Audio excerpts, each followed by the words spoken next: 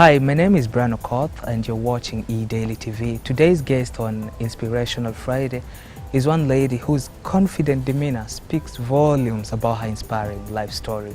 Her name is Doreen Moraa. She's 24 years old and she was born with HIV, and she's going to share with us details about her life. Doreen, thank you very much for joining me in the show. I appreciate it. You're welcome. It's been 24 years of living positively. Can you tell us, when did you learn that you are HIV positive? The first time I discovered I was HIV positive, it was 12 years.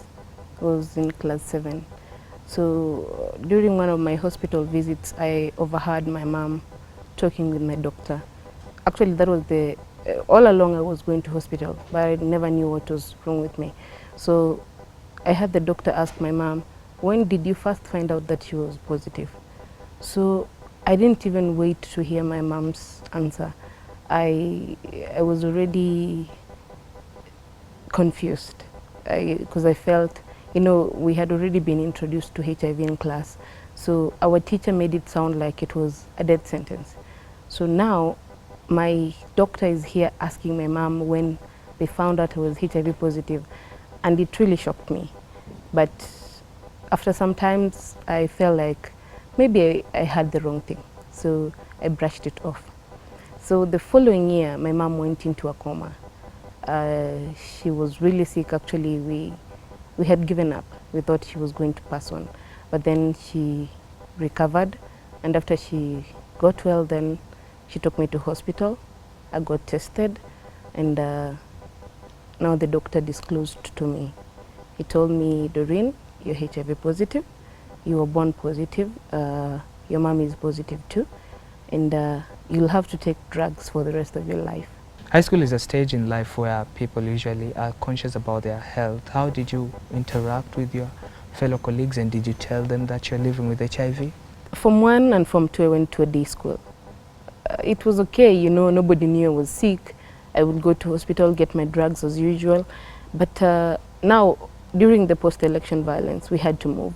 Now, after the relocation, now there were no day schools where we moved. So now I had to go to boarding school. One time I actually tried and asked a friend of mine, how would you feel if you found out your friend is HIV positive? She told me I wouldn't even greet her. So, that already was a setback. I can't even tell you this in confidence. So I said, my parents and doctors were right, so let me just keep quiet with this and see how it goes. So throughout the high school time, nobody knew I was positive. You say mom and your doctor told you never to come out openly and say and declare that you're living with HIV. At what particular point did you say, now I'm confident, I'm courageous enough to share my story with the rest of the world? I read somewhere in a newspaper about some lady who was making change in Kibera and how she had grown up. So I said, if this lady can come up, change society, maybe society needs a practical example of a person living with HIV. So I wrote to the editor. That is how it started, actually.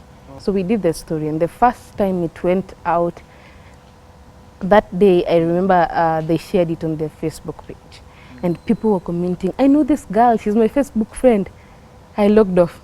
I said, today I am not going online at all. So emails kept coming. People kept asking, people kept telling me about how stigma had affected their lives, how they're afraid of disclosing to their families. So now I felt like, okay, I need to go out more. All right, and what has been the worst case of stigma that you've undergone living with HIV?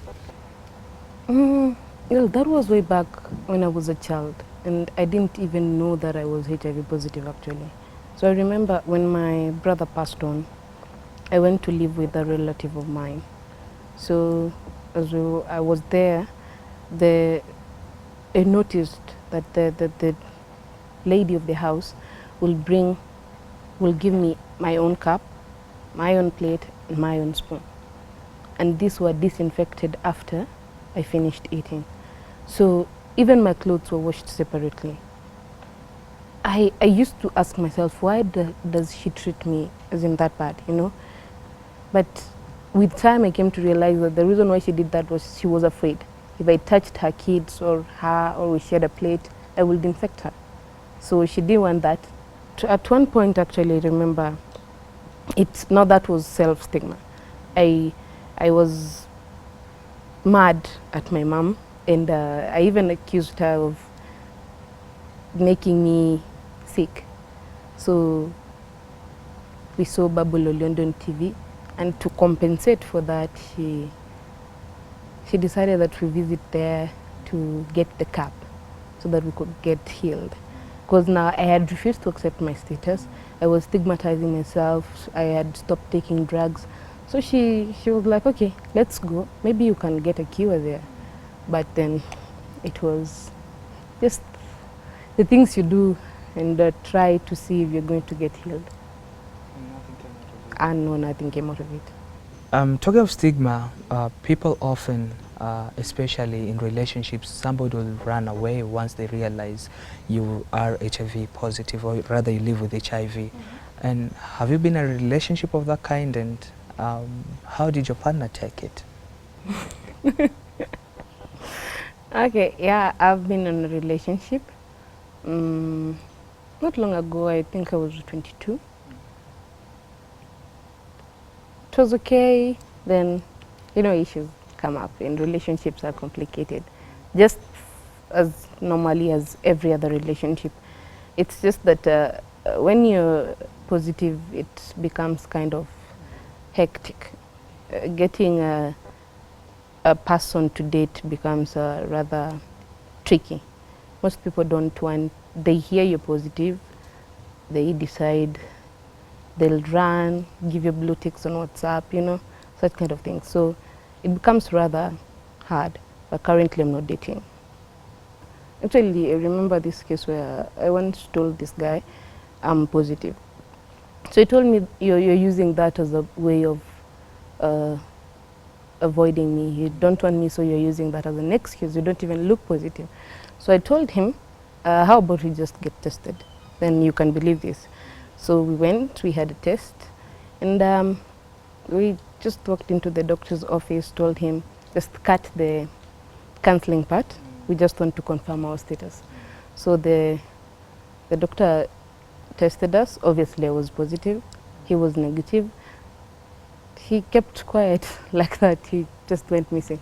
You've lived 24 years, are very upbeat, very confident and very courageous. And I know you'd want to have children. How many would you want to have? 2. 2, why 2? I'd like to. Actually, I'd like twins, a boy and a girl. And what word of advice would you give a young person out there who's visited the VCT this morning, or rather this particular point we're talking, and is just realized that, or rather he's been given the results and it shows that he's HIV positive? What will you tell that person? They say in 3 seconds a person gets infected with HIV. And also in those 3 seconds, a person is being diagnosed of cancer.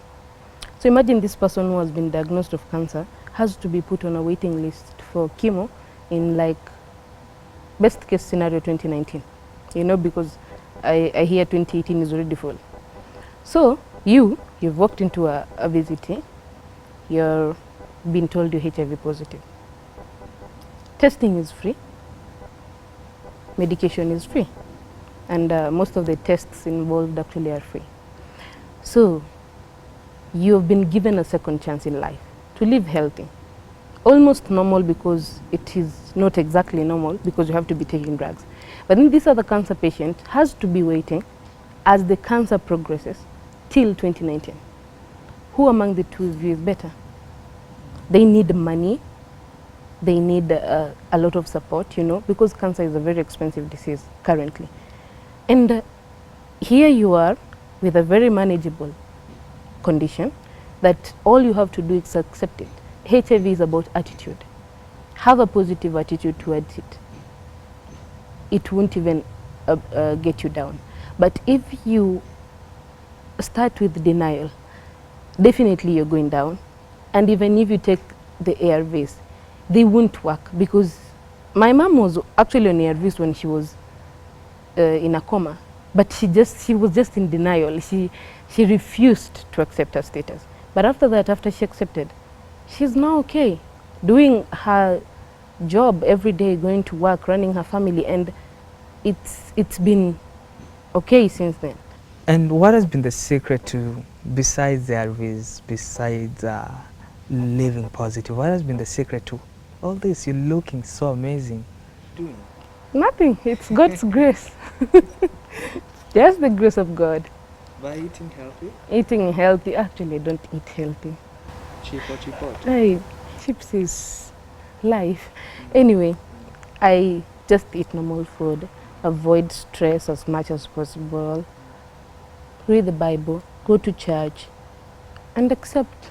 Tell the viewers who are watching us from home, especially those who are discordant couples, where you told me one lives with HIV and the other one lives without, what they can do is to remain uptight, to remain closely knitted.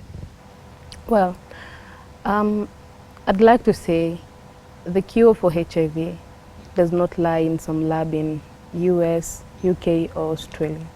It lies in our hearts in the form of love. That's just it.